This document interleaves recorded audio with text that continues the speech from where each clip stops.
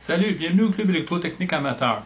Aujourd'hui, je vais vous expliquer un petit principe simple, qui est le principe de l'ondulateur. L'ondulateur, c'est un convertisseur qui va convertir de 12 volts à 120 volts AC. C'est beaucoup utilisé dans le domaine industriel. On s'en sert comme alimentation d'urgence lors d'une panne d'électricité. Souvent, ça va alimenter des équipements informatiques et d'autres genres d'équipements aussi de contrôle.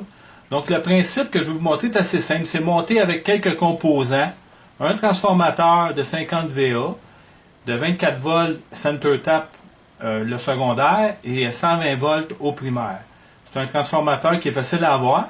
Puis en plus, le montage est fait de deux transistors très communs, des 2N3055, deux résistances de 240 ohms 5 watts, et évidemment une batterie de 12 volts 5 ampères-heure ou 7 ampères-heure, qu'est-ce que vous avez sur la main.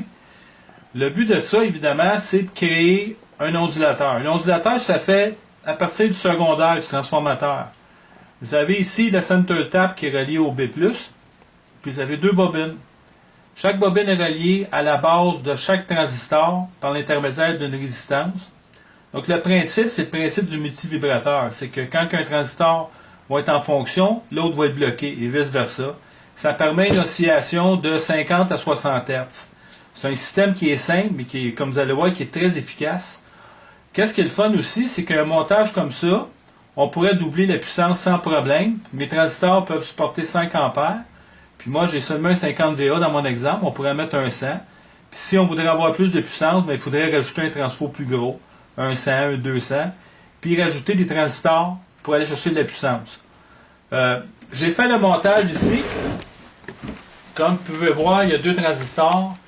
Le transfo, je vais alimenter une lampe. Et aussi un petit radio système de son ici que je vais activer. Les transistors, les 2N3055, ça ressemble à ça ici, ceux qui n'ont jamais vu ça. Évidemment, ça s'installe sur des dissipateurs de chaleur, c'est important. Ça prend quelque chose pour supporter la chaleur.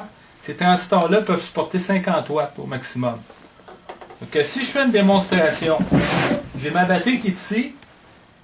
Comme vous pouvez voir, j'ai mon radio qui est relié sur mon alimentation de mon ondulateur et la lampe.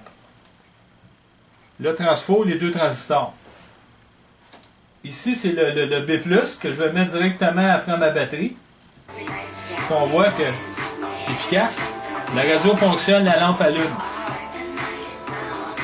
C'est très très pratique d'avoir un système comme ça. Ça peut aider énormément dans beaucoup d'applications.